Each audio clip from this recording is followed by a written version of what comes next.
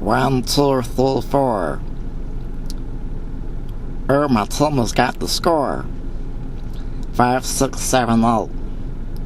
Heard the Laura Pulsalo.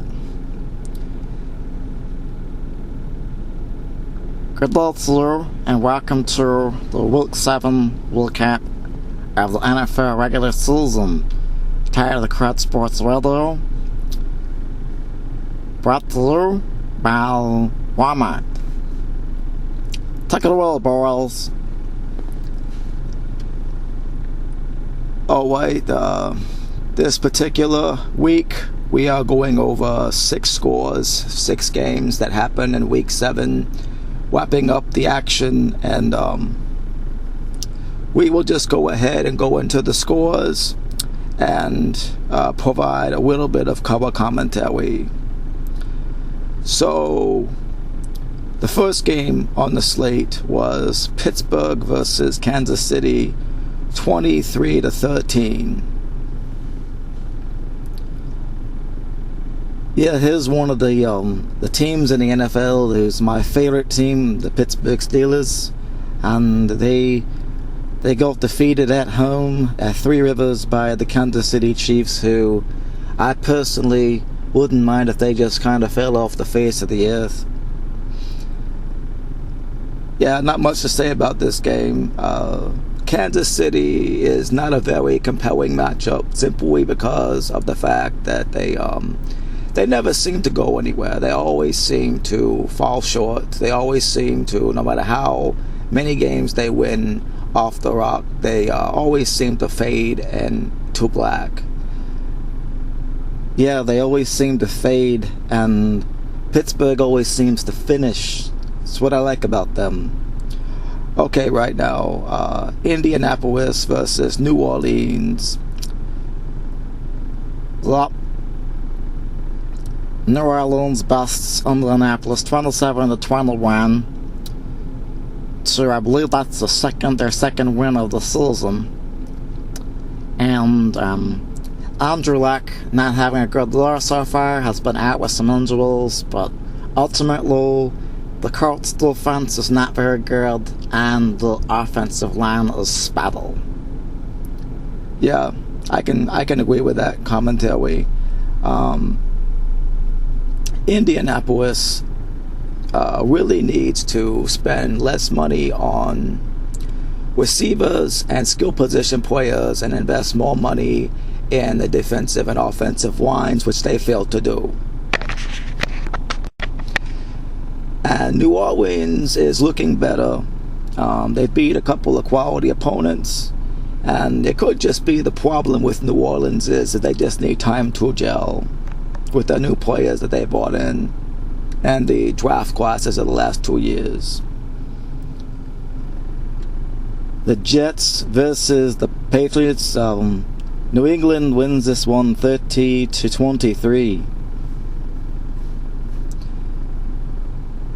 Yep, New England wins 30-23 against my hometown team, but I never had any expectation that the Jets would win this game.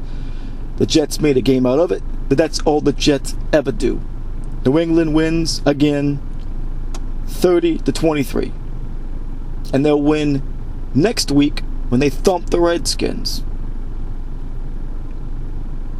Without any further ado, Atlanta at Tennessee.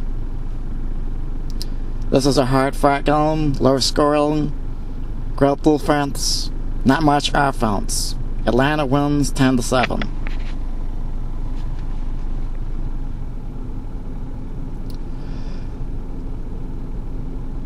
Now this is the game that hopefully it could be a watershed match for the Washington Redskins. We'll have to wait and see. What say you, Fud? Yeah, I would say that this game could go down in history, Redskins history.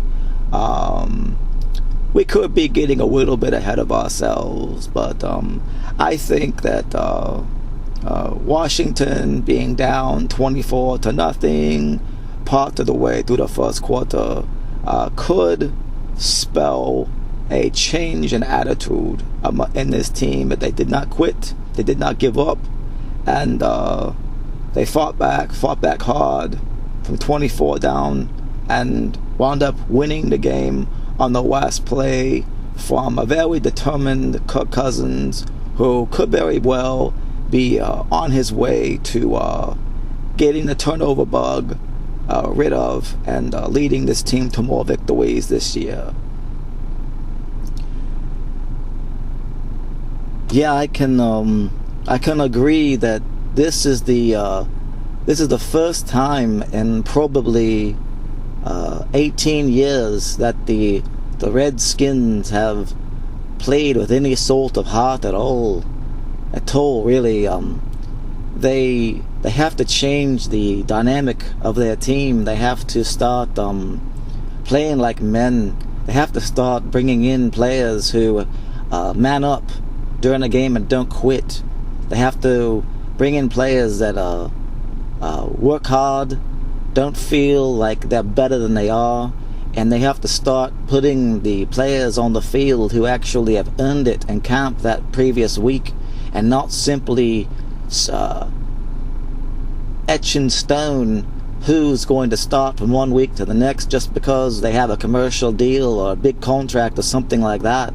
The Redskins got to stop worrying about marketing and start worrying about winning games and putting the best players in the field. And it seems like that's what they're starting to do. Well, I think that everybody has that impression of the Redskins, that they are nothing but Dan Snyder controlled Six Flags football team, and it looks like this general manager Scotty McLaurin has started to establish some sanity with this team. Okay, moving on to the next one, Tony.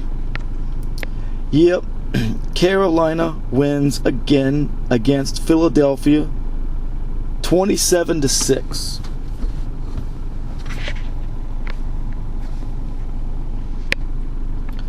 And Cam Newton is turning into a man, and Cam Newton is starting to develop into the kind of quarterback that everybody thought he could be coming out of Auburn. What say you, Fudd? Well, I couldn't agree more. And Cam Newton has finally matured to the point where he is actually playing like a man now, and he has some tools around him. Although it's not all him, the defense is a big part of it, but the quarterback is always a significant part of it. So they have a good defense, they have a good offense, and they're doing enough to win games against very quality opponents. My hat's off to Cam Newton, proud of him, and I think he is going to be a great quarterback in the NFL for a very, very long time. And the Philadelphia Eagles are the Philadelphia Eagles. So, what's next, Appa? What are we going to be discussing next? Was that all the scores that will decide the drew? Yeah, I believe so. Well, I guess there's nothing more to talk about then. Well, I guess we'll go ahead and wrap it up. And really wasn't much to talk about outside of those games, and so I believe that will be it for this episode of Tired of the Crud Sports Radio. We'll hope that you enjoyed listening to the show, and if we didn't discuss the score of your team's game, it is because your team did not qualify. Not good enough for one last record this week. This week's episode was designed only to cover the teams that are on the hunt, the teams that are in first or second place, the teams that are hot right now, the teams that are really putting it together. So, alright, everybody have a great week. See you next time. Bye-bye.